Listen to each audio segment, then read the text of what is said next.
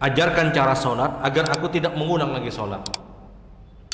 Maka mulailah Nabi mengajarkan, kalau engkau ingin sholat, engkau berwudu dengan baik, engkau menghadap ke arah kiblat. Kemudian Nabi menyatakan engkau bertakbir, takbiratul ihram. Kemudian engkau baca bacaan yang termudah, surat Al-Fatihah. Kemudian engkau ruku, bertumakninalah pada saat ruku. Engkau kemudian i'tidal dan bertumakninalah pada saat i'tidal. Engkau sujud, bertumakninah pada saat sujud. Duduklah engkau di antara dua sujud dan bertumakninah pada saat engkau duduk di antara dua sujud. Kerjakan semua ini, kata Nabi, dalam semua rakaat yang kau kerjakan. Kemudian disebutkan Nabi mengajarkan cara salam, maka terlahirlah ucapan ketika itu, Assalamualaikum warahmatullah. Dalam riwayat yang lain, Assalamualaikum warahmatullahi wabarakatuh. Ini rukun-rukun sholat. Ternyata orang ini dia kehilangan tumakninah di dalam sholat. Orang yang tidak mendapatkan tumakninah di dalam sholat, sholatnya tidak sah. Nang kada bertumakninah dalam sholat, sholatnya tidak sah. Kita pernah mungkin waktu Ramadan yang semalam, ada nang orang 7 menit tuntung 23 rakaat. Itu kalau di zaman Nabi itu ulang beradaan, disuruh mengulang, karena tidak sah model sholat yang seperti ini.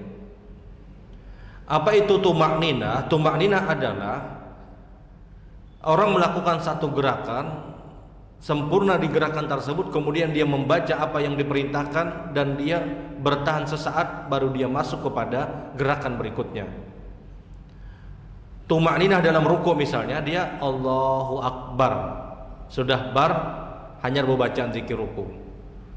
Selesai dia membaca zikir ruku, dia bertahan mungkin 1 atau 2 detik, kemudian i'tidal, sami Allahu liman hamidah. Setelah sami Allah liman hamidah, dia baca Rabbana walakal hamdu misalnya. Dia bertahan 1-2 detik, baru dia Allahu Akbar. Itulah tumakninah. Jadi kalau ada orang yang hanya Allahu Akbar, belum sampai pada satu gerakan, kemudian dia membaca, orang itu tidak bertumakninah.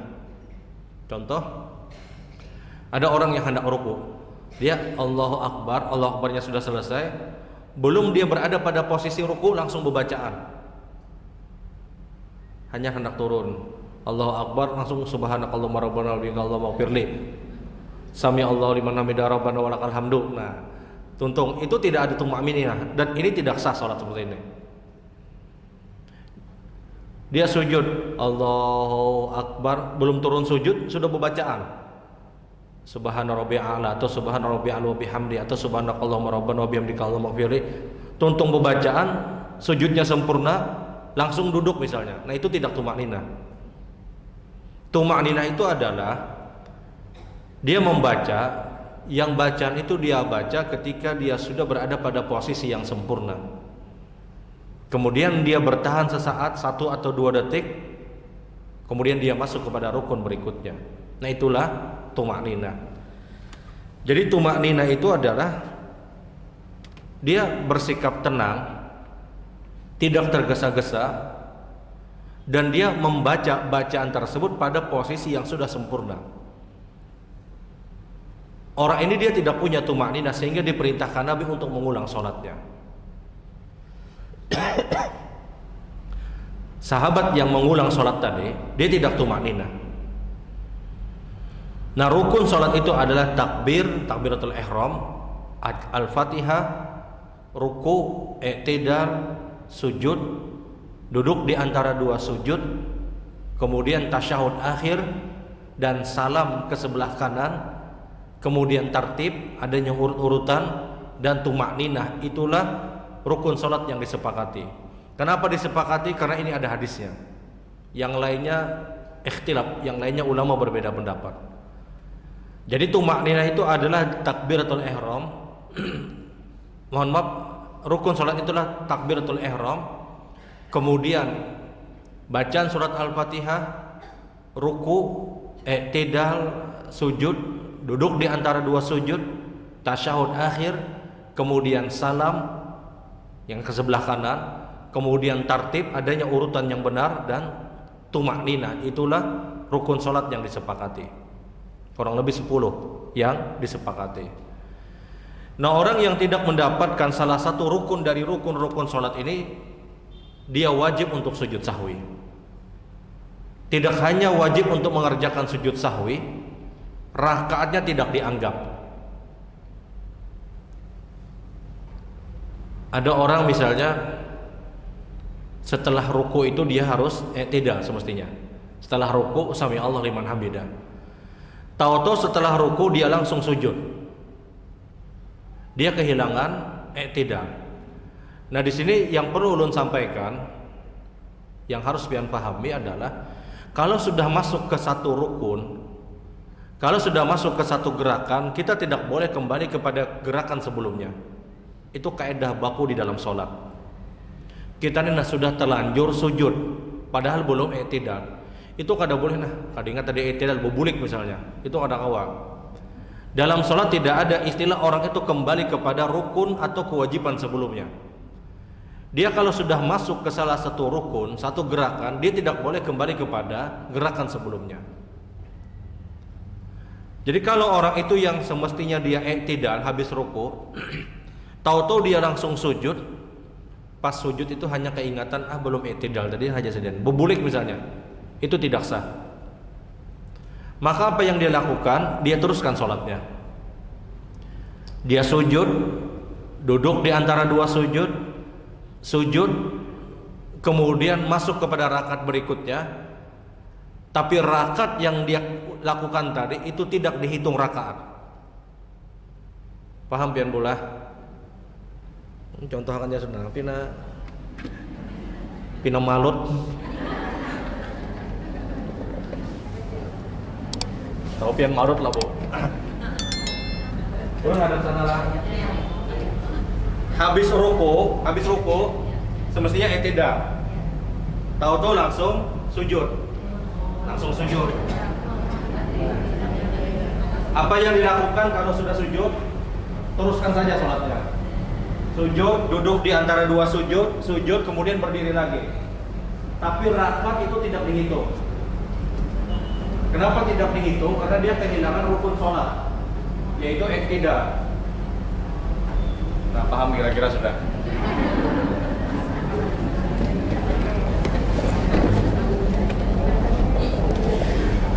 Sampai dah malutnya lah.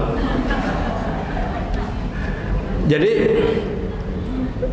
dia sudah terlanjur masuk sujud, yang i'tidalnya tertinggal. Apa yang dia kerjakan? Dia teruskan sholatnya, sujud, tapi tetap pembacaan. Sujud, duduk di antara dua sujud, berdiri lagi.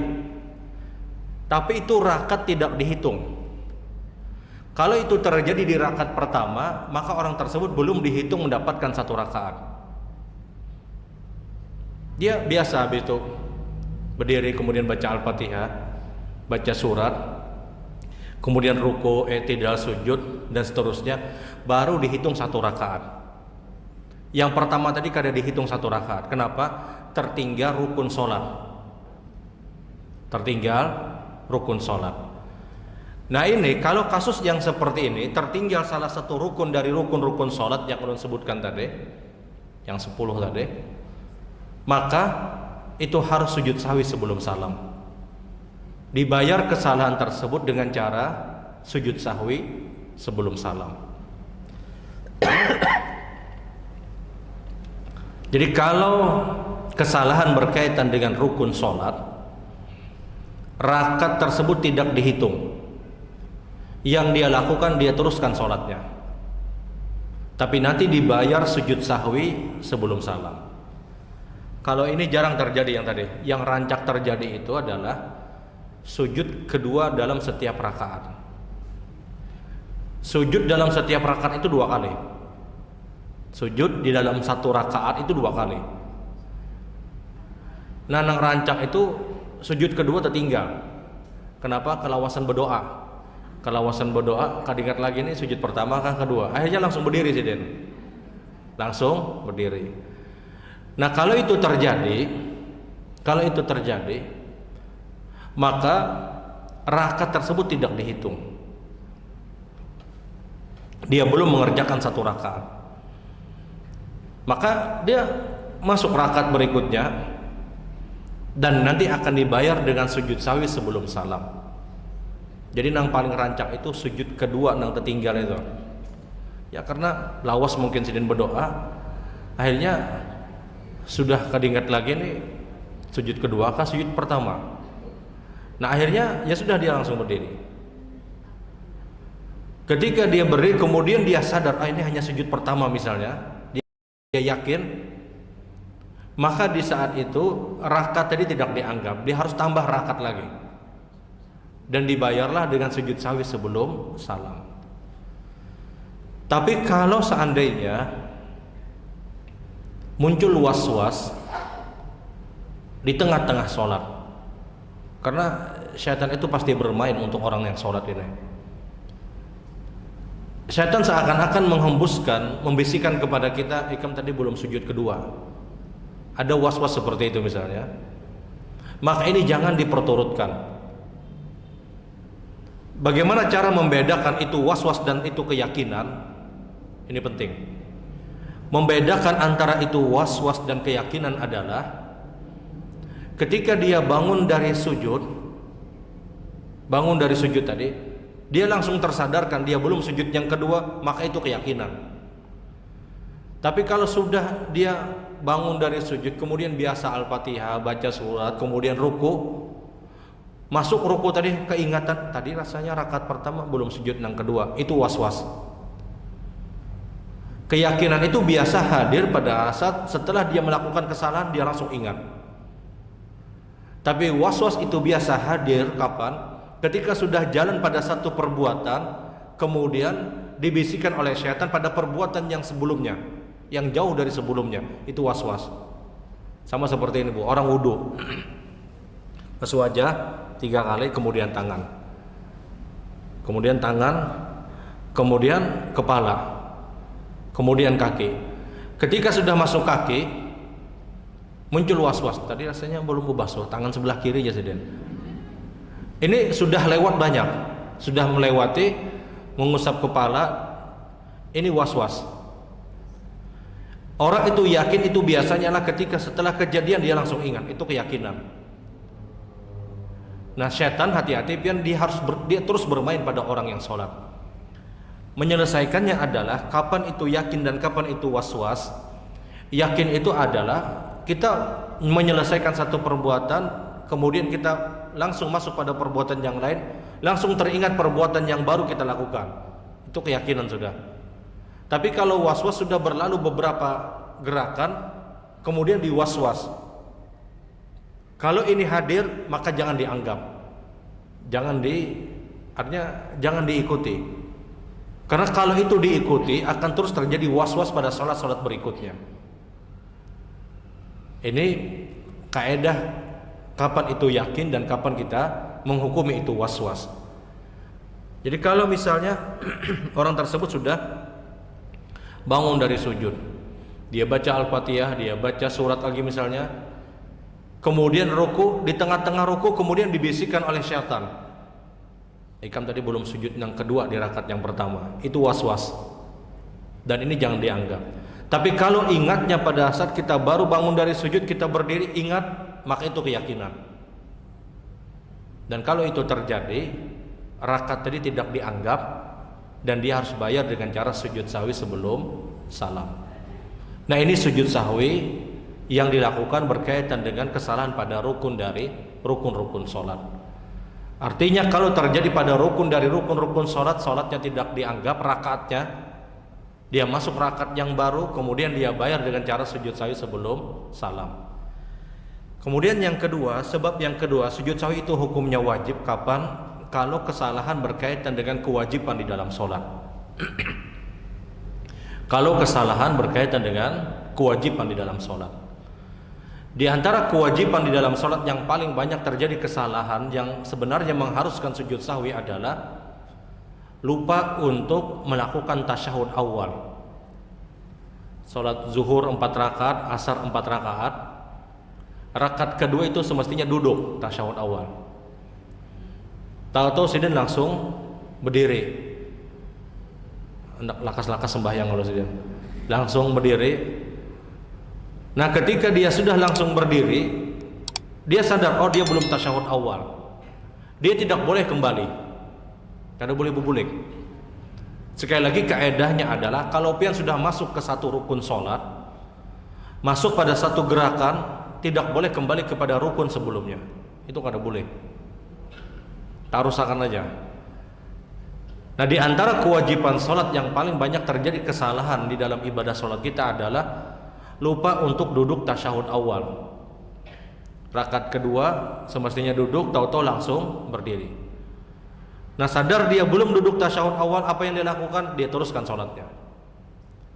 Apakah rakaat itu tetap dianggap? Rakaat tersebut tetap dianggap, tetap dihitung. Ini beda kesalahan rukun sholat dengan kewajiban sholat. Di antara kewajiban sholat itu adalah tasyahud awal. Kalau kesalahannya berkaitan dengan rukun sholat, sekali lagi, rakaatnya tidak dianggap. Tapi kalau kesalahan berkaitan dengan kewajiban sholat, maka rakaatnya tetap dihitung. Dia lupa untuk tasyahud awal, langsung berdiri misalnya. Langsung berdiri.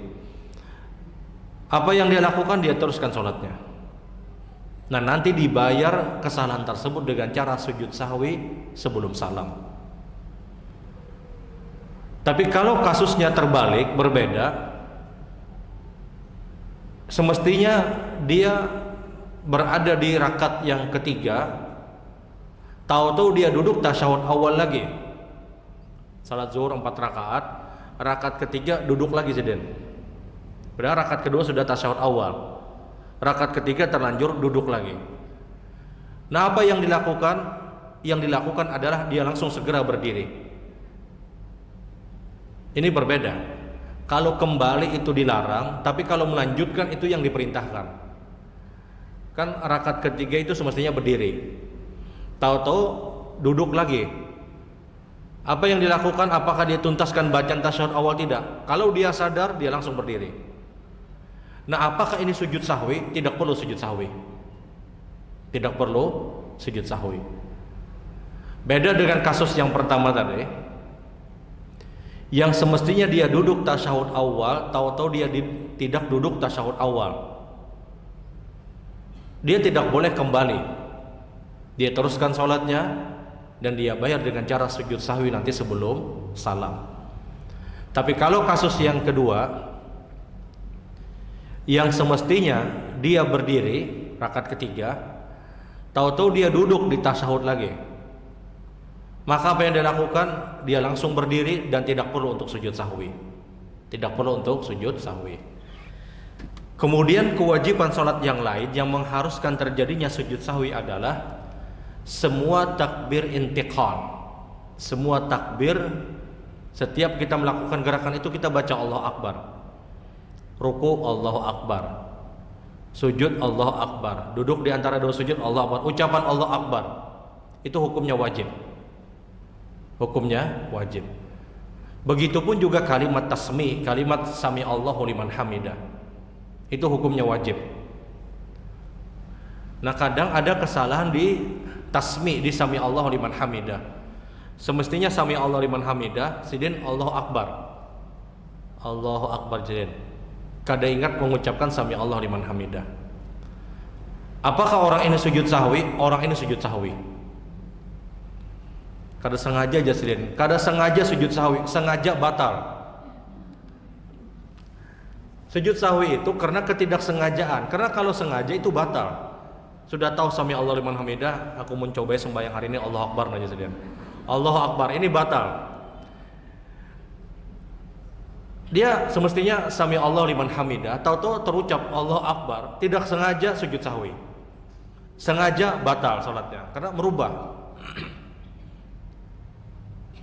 Ada orang yang Allahu Akbar kemudian dia perbaiki sami Allah liman hamidah. Apakah sujud sahwi? Tetap sujud sahwi. Karena tetap terjadi kesalahan yang berkaitan dengan kewajiban salat. Tidak sengaja tetap sujud sahwi, sengaja sekali lagi batal.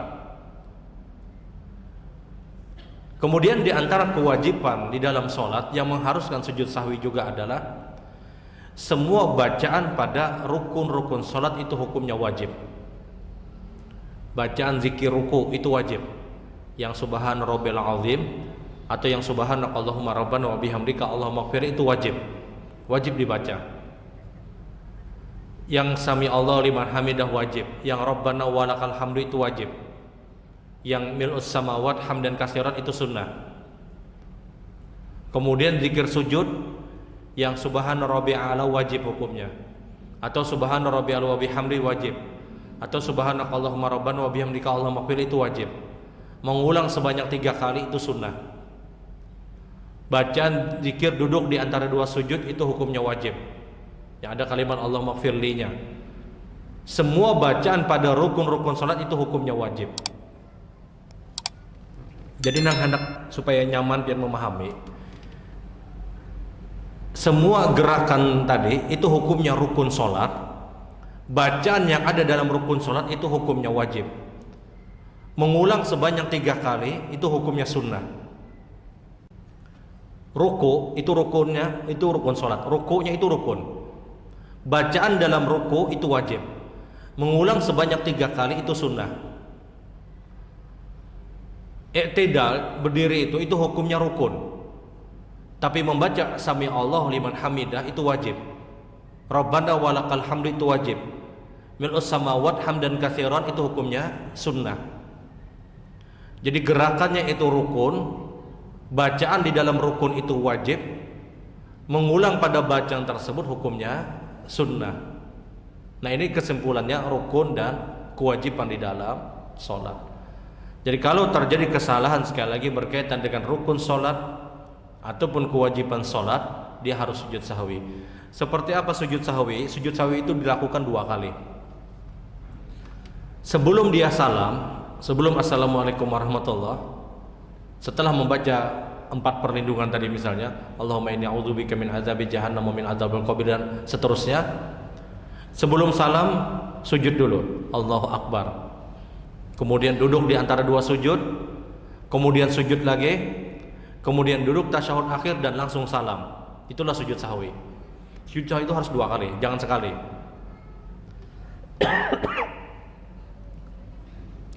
Sujud sahwi itu harus 2 kali.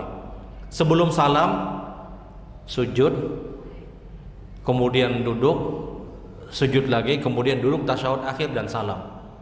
Jadi Allahu Akbar, Allahu Akbar, Allahu Akbar, Allahu Akbar, Assalamualaikum warahmatullahi, Assalamualaikum warahmatullahi. Itu sujud sahwi.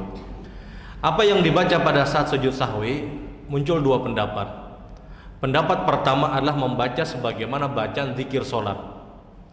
Kalau pian biasa subhana rabbiyal a'la, subhana rabbiyal a'la. Kalau pian biasa subhanakallahumma rabbana wa bihamdika Allahumma ighfirli, baca bacaan itu. Duduk di antara 2 sujud pun sama, bacaannya sebagaimana bacaan sholat. Ini pendapat pertama. Pendapat kedua kada usah bacaan. Nah ini yang paling nyaman sudah. Pian ambil yang ini aja sudah. Nang kada usah bacaan. Sujud, duduk tasyahud akhir salam, selesai. Kenapa tidak ada bacaan? Karena Nabi tidak mengkhususkan bacaannya. Kalimat subhanallah yanam wala sahwa atau subhanallah sahwa wala yanam itu bukan bersumberkan dari hadis Rasul sallallahu alaihi wasallam. Yang ada itu hanya 2 pendapat, bacaannya sebagaimana zikir salat atau nang kada bacaan. Sementara ini lu nang kada bacaan aja. Allahu Akbar, Allahu Akbar, Allahu Akbar, Allahu Akbar, Assalamualaikum warahmatullahi, Assalamualaikum warahmatullahi. Selesai sudah. Nah ini sujud sahwi. Jadi berkaitan dengan rukun dan kewajiban, dan tentunya rakaat. Kalau kurang rakaat pun juga diperintahkan sujud sahwi atau kelebihan rakaat. Baik ibu-ibu yang dirahmati Allah, itu mungkin dulu ringkasnya berkaitan dengan sujud sahwi. Perlu untuk kita pahami tadi agar ya kita punya ketetapan di dalam mengambil hukum dan memahami kapan kita sujud sahwi dan kapan kita tidak sujud sahwi. Baik, kalau dari sini kalau ada hal yang perlu diperbincangkan dalam permasalahan ini atau hal yang dianggap dirasa perlu selain dari apa yang kita bahas, waktunya ulun persilahkan. Kalau ada pertanyaan silahkan.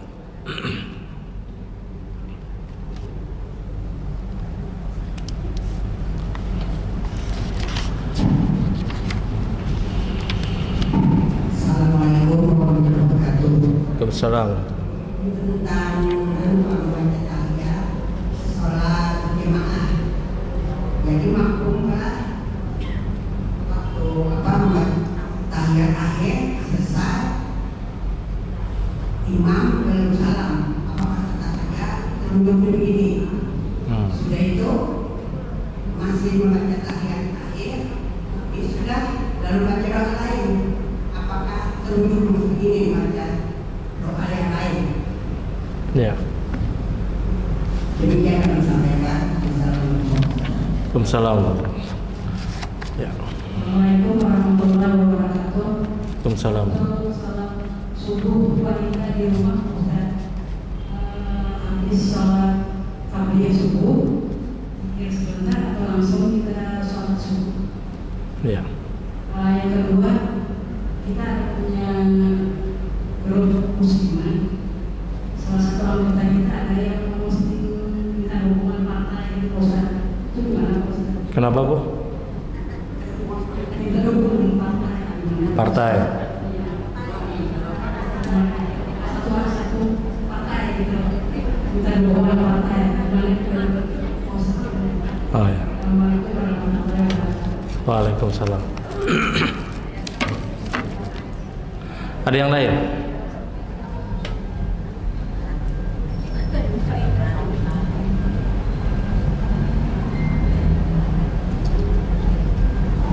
Assalamualaikum warahmatullahi wabarakatuh. Waalaikumsalam. Yang ditanyakan adalah mengucap sami Allah liman hamidah itu begitu kita bangkitkah atau berdiri dulu? Kemudian yang kedua, takbiratul ihram ketika kita masuk orang sudah rukuk kita datang, bagaimana kita takbiratul ihramnya atau mengangkat tangan langsung? Atau disekat dulu tuh? Terima kasih. Assalamualaikum warahmatullahi wabarakatuh. Waalaikumsalam. Ada yang lain?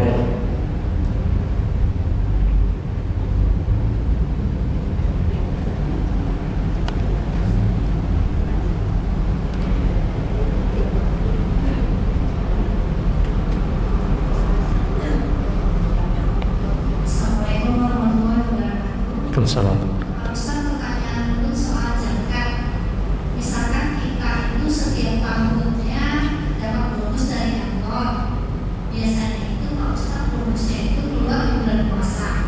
Besaran bonusnya itu kayak cukup dasar emas 85 gram ya Pak Ustaz. Nah pertanyaan dulu Ustaz, setelah dapat bonus itu kita wajib menjaga.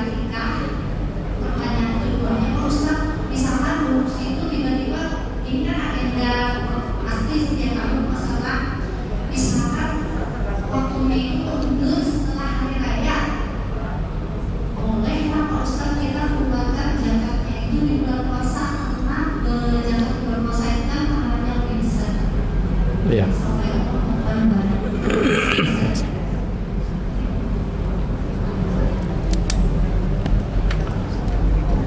Ada lagi? Waalaikumsalam. Misalkan kalau kita berjamaah itu Ustaz, wajibkah kita mengucapkan takbir itu Allahu Akbar setiap rakaat? Kalau kita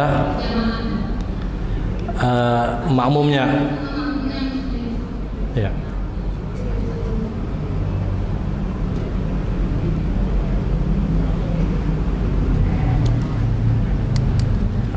Ada lagi? Yang terakhir pula. Waalaikumsalam. Pertanyaan mengenai sujud sahwi tadi Ustaz. Tadi yang Ustaz jelaskan mengenai sholat tahajud. Bagaimana dengan kesalahan kita pada waktu sholat sunnah Ustaz? Biasanya yang terjadi pada waktu qobliyah zuhur 4 rakaat, pada rakaat kedua seharusnya kita berdiri, kita bisa tahiyat awal itu Ustaz. Apakah itu juga harus sujud sahwi atau tidak? Terima kasih Ustaz. Assalamualaikum warahmatullahi wabarakatuh. Waalaikumsalam.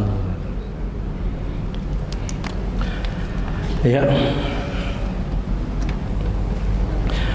Pertanyaan pertama tentang kapan kita menurunkan isyarat pada saat kita berada di tasyahud akhir.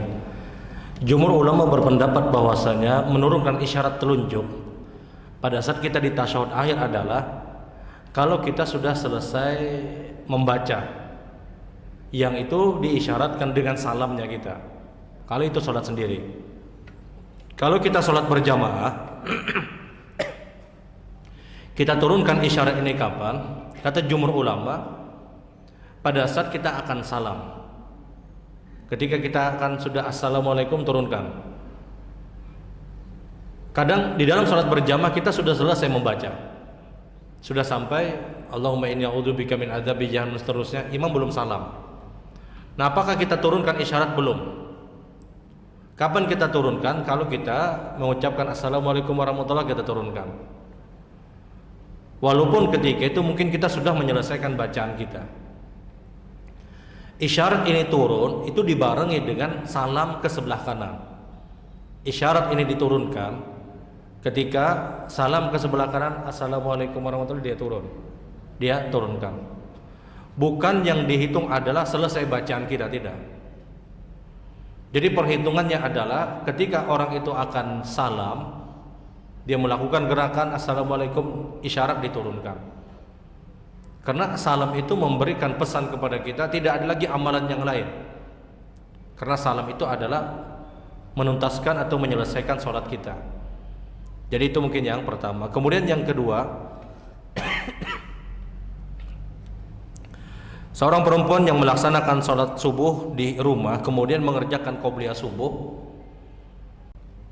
kapan dia langsung melaksanakan sholat subuhnya? Ya terserah. Kalau selesai sudah qobliyah subuh, dia bisa langsung melaksanakan sholat subuh, tidak menunggu iqamat di masjid, tidak. Karena posisinya di rumah, maka dia yang mengatur. Sebaiknya sebelum memulai sholat, setelah qobliyah subuh, berdoa dulu antara adzan dan iqamah. Berdoa dulu sebelum mengerjakan sholat subuh. Karena doa tersebut di waktu tersebut adalah salah satu waktu terbaik. Selesai pian qobliyah subuh 2 rakaat di rumah. Ini kalau sholat subuhnya di rumah, berdoa dulu mungkin ya semenit 2 menit. Selesai doa baru mengerjakan sholat subuh. Ini kata para ulama dengan catatan sembahyang subuhnya memang benar-benar tepat waktu. Tapi kalau sudah jam 6:30, misalnya 6:30, ya qobliyah subuh tetap berlaku, tapi segera saja sholat. Tempatkan doa setelah selesai subuh yang 6:30 tadi. Tapi kalau misalnya masih jam 5, ya jam 5 lewat atau jam berapa misalnya, tempatkan dulu doa sebelum mengerjakan sholat subuh. Karena itu salah satu waktu terbaik. Setelah kita mengerjakan qobliyah subuh, kita berdoa sebelum kita melaksanakan sholat subuh. Wallahu a'lam. Baik, pertanyaan yang selanjutnya, apakah boleh kita mendukung partai? Ya ini pilihan saja, terserah. Hendak dukung, hendak kada juga, kada apa juga. Nang menang orang juga, nang kalah orang juga. Jangan tapi pian pikirakan. Artinya ya sudah, hendak dukung aja, kada masalah. Ya meskipun nanti kita pun juga ya, bertanggung jawab nanti pada kehidupan akhirat. Ya kita lihat juga model orangnya kayak apa, layak atau tidak, amanah atau tidak, ini harus dilihat. Kalau kita sudah berusaha maksimal untuk mengetahui orang ini, kemudian kita sudah menjatuhkan pilihan kita, ya sudah. Tapi kalau kita tahu-tahu misalnya memilih dan kita tidak tahu model orangnya kayak apa, kita akan bertanggung jawab. Dan terserah, hendak memilih silahkan, hendak kada pun juga ya tidak masalah. Ini hanya pilihan sikap. Kalau misalnya kalau kada memilih misalnya ngalih kena di sorga, kada. Partai kada ada urusan non sorga. Ya artinya terserah, ini pilihan sikap. Kalau hendak pilih. Kalau cuman ketika kita memilih, kita harus pastikan orangnya kayak apa, modelnya kayak apa. Kalau kita asal pilih, kita akan bertanggung jawab. Kita akan bertanggung jawab pada kehidupan akhirat. Wallahu a'lam. Baik, pertanyaan yang selanjutnya adalah kapan kita membaca kalimat Sami Allahu liman hamidah? Kita baca kalimat Sami Allahu liman hamidah itu kapan? Ketika kita mengangkat tangan kita, Sami Allahu liman hamidah. Itu yang dibaca. Setelah rukuk Sami Allahu liman hamidah. Bukan pada saat kita menurunkan kemudian sami Allahu liman hamidah, tidak. Itu kalau kita menjadi imam atau sholat sendiri. Tapi kalau kita posisinya makmum, tidak ada sami Allahu liman hamidah bagi makmum. Makmum itu langsung Rabbana walakal hamdu.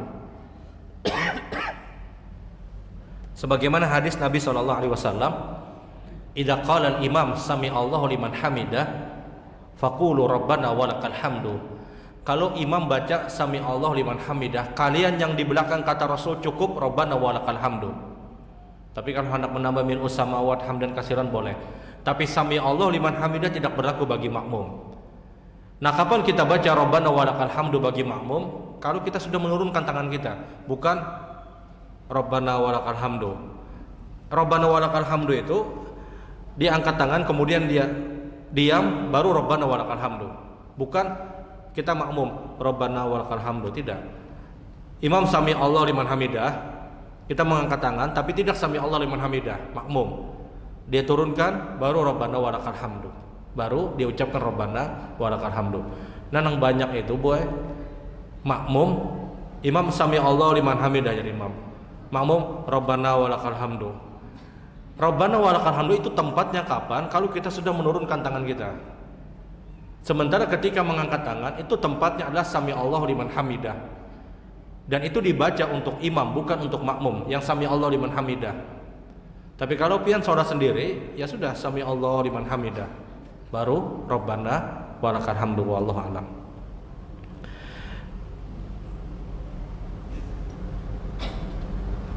Kemudian pertanyaan yang selanjutnya adalah ketika imam ruku dan kita mendapatkan ruku bersama imam, apakah dan seperti apa takbiratul ihram kita? Salah satu ciri khas takbiratul ihram itu adanya sedekap setelah takbiratul ihram. Kalau imam ruku kita baru masuk sholat, kita takbiratul ihram Allahu Akbar kemudian langsung turun langsung ruku. Karena kalau Allahu Akbar langsung ruku itu bukan ciri khas takbiratul ihram. Itu sama seperti takbir ruku. Makanya orang takbiratul ihram itu bersedekap. Bahkan orang yang berpendapat melepaskan tangannya setelah takbiratul ihram pun mereka bersedekap dulu. Ya, ada sebagian mazhab Imam Malik, Allahu Akbar kemudian berdirinya nangka ini. Pembacaan Al-Fatihah atau apa. Tapi dia sedekap dulu baru dia lepas. Nah, kalau kita dapatkan imam ruku, kita masuk takbiratul ihram Allahu Akbar kemudian langsung ruku. Jangan langsung Allahu Akbar langsung ruku, jangan. Karena ini bukan takbiratul ihram. Ciri khas takbiratul ihram adalah adanya sedekap sebelumnya. Adanya sedekap kemudian dia ikut langsung ruku bersama imam. Karena kalau kita langsung Allahu Akbar langsung ruku, orang tersebut belum dianggap melakukan takbiratul ihram. Ciri khas takbiratul ihram dia Allahu Akbar bersedekap kemudian dia ruku. Nah, ini ciri khas takbiratul ihram. Kalau dia dapatkan imam ruku, ya sudah dia takbiratul ihram dengan model tadi, kemudian dia ikut ruku bersama imam dan dia telah terhitung mendapatkan rakaat. Karena Rasul sallallahu alaihi wasallam bersabda, "Faman adraka ruku faqad adraka raka'atan." Siapa yang dapat ruku dia telah mendapatkan rakaat tadi. Pian di masjid misalnya, kemudian imam sudah ruku. Pian takbiratul ihram Allahu Akbar kemudian ruku. Itu dihitung satu rakaat. Terhitung sudah mendapatkan rakaat. Jangan pian merasa masbuk pada saat itu. Kenapa? Karena Rasul yang bersabda, kalau kalian dapat ruku bersama imam, kalian telah mendapatkan rakaat. Kalian telah dianggap mendapatkan rakaat. Jadi itu bagaimana cara takbiratul ihram. Kemudian pertanyaan yang selanjutnya adalah berkaitan dengan zakat. Zakat itu wajibnya ketika memenuhi dua syarat. Adanya nisab dan adanya haul. Kalau ada orang dapat hadiah, dapat bonus misalnya, yang bonusnya itu setara dengan nisab 85 gram emas. Secara hukum zakat dia telah memenuhi satu syarat. Tapi belum memenuhi syarat yang kedua. Apa syarat yang kedua? Itu harus 1 tahun. Kalau taruhlah misalnya dia terima bonusnya di bulan Sya'ban. Di bulan Sya'ban misalnya. Tanggal 1 Sya'ban dia terima. Atau misalnya di akhir Februari dia mendapatkan bonus tersebut. Yang bonus tersebut nisabnya hitungannya setara dengan wajib zakat 85 gram. Apakah langsung keluar zakat? Tidak. Kalau bonus tersebut, uang tersebut, kekayaan dia itu sampai di tahun berikutnya masih bertahan di 85 gram atau lebih, maka baru keluar zakat di 2,5%. Jadi tidak langsung. Zakat itu mudah. Dia memenuhi dua syarat, adanya nisab, hitungannya sudah sesuai, sudah mencapai hitungan wajib zakat, dan itu bertahan selama 1 tahun. Karena kadang dia dapat, misalnya ada orang dapat warisan misalnya 100 juta misalnya. Nah 100 juta apakah wajib zakat? Belum.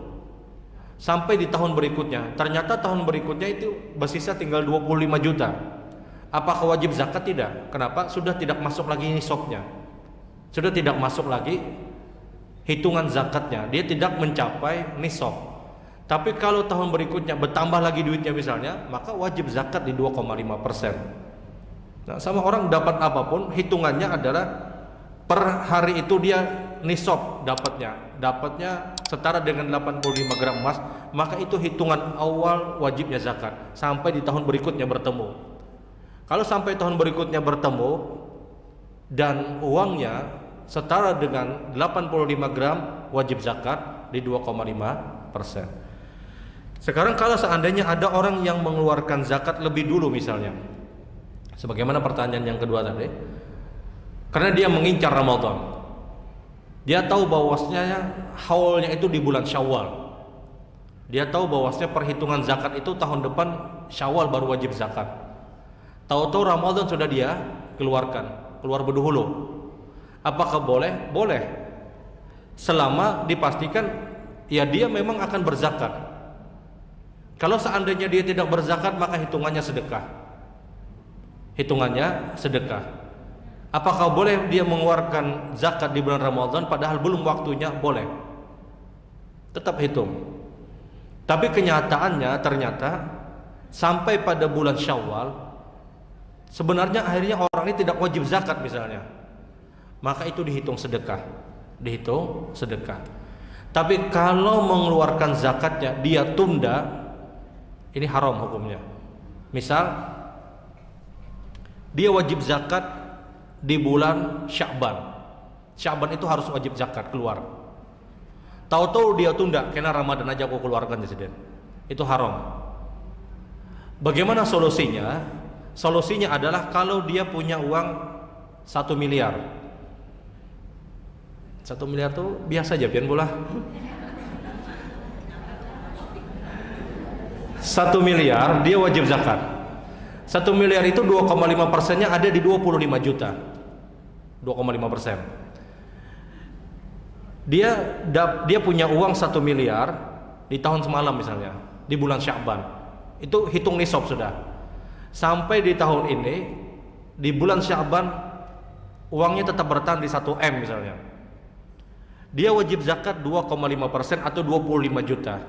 Tahu-tahu dia tunda, Ramadan aja yang aku keluarkan. Ini haram karena dia menahan hak orang lain. Bagaimana solusinya? Dia keluarkan di bulan Sya'ban 1 juta misalnya, 24 juta dia keluarkan di bulan Ramadan. Yang penting itu ada yang dikeluarkan dulu. Kita perlu koreksi orang-orang yang muzaki, orang-orang yang berzakat. Orang-orang yang berzakat ini luar biasa, mereka semangat. Tapi kesalahan dari sebahagian orang adalah mereka itu berzakat langsung dihabisi di hari itu juga. Sebenarnya zakat itu dia punya durasi selama 1 tahun. Pian mengeluarkan zakat itu sedikit-sedikit tidak apa-apa, tapi durasinya setahun. Kalau sampai lewat dari setahun pian berdosa. Kadang ada orang yang dia full zakatnya sehari, habis sudah. Apakah boleh? Boleh, tapi tidak efektif. Kenapa? Banyak orang sugih sehari, kemudian sisanya miskin. Orang-orang fakir, orang-orang miskin, mereka mampu punya harta banyak kapan? Di bulan Ramadan. Tapi setelah Ramadan, Syawal, Dzulqa'dah, Dzulhijjah dan seterusnya, selesai hidup mereka. Di antara kesalahannya adalah al-muzaki, orang yang mengeluarkan zakat ini dia full langsung. Seakan-akan dia berpamit sehari aja harus tuntung akan. Hukumnya boleh, tapi itu tidak efektif. Dia keluarkan. Kemudian di bulan yang lain dia keluarkan lagi misalnya. Agar apa? Ya agar orang ini kadang, mohon maaf, sebahagian orang takajud dapat duit banyak itunya sakahandak aja sudah. Dia banyak dapat duit dari sana sini misalnya, akhirnya hidupnya ya asal aja. Ya sebahagian orang. Nah kita yang muzaki, orang yang mengeluarkan zakat, dia harus mensiasati. Kalau pian full, zakat pian full untuk orang tadi, khawatir orang ini ya sakahandak aja hidupnya, tidak efektif. Maka keluarkan sebagian, tapi jangan sampai melanggar di tahun berikutnya, sampai lipat sampai 1 tahun berikutnya, jangan, karena itu berdosa. Nah ini terkadang kesalahan al-muzaki, orang yang memberikan zakat. Mereka berpaham seakan-akan sehari harus selesai. Tidak, dia punya durasi waktu kurang lebih setahun. Agar apa? Agar zakat ini efektif, agar zakat itu lebih efektif. Wallahu a'lam. Baik, pertanyaan yang selanjutnya adalah, apakah bacaan takbir itu wajib bagi makmum? Wajib hukumnya. Setiap takbir itu wajib hukumnya. Tapi dia tidak perlu untuk mengeraskan sebagaimana imam. Takbir itu hanya sekedar dia merasa dia mengucapkan Allahu Akbar. Kemudian ketika ruku Allahu Akbar. Kemudian ketika i'tidal dia tidak baca sami Allah liman hamidah karena dia makmum. Ketika akan sujud dia baca juga Allahu Akbar. Dia baca. Karena ini hukumnya wajib. Wajib bagi imam dan makmum. Baik, pertanyaan yang selanjutnya, apakah sujud sahwi juga berlaku pada sholat sunnah? Tetap berlaku. Baik sholat wajib ataupun sholat sunnah tetap berlaku. Kesalahan pada sholat sunnah berkaitan dengan rukun ataupun kewajiban tetap berlaku sujud sahwi.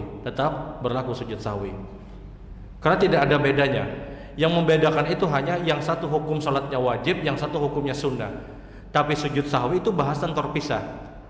Maka kesalahan pada sholat, baik itu yang wajib ataupun sunnah, yang kesalahan itu berkaitan dengan rukun kewajiban ataupun rakaat, tetap hukumnya wajib untuk melaksanakan sujud sahwi. Wallahu a'lam.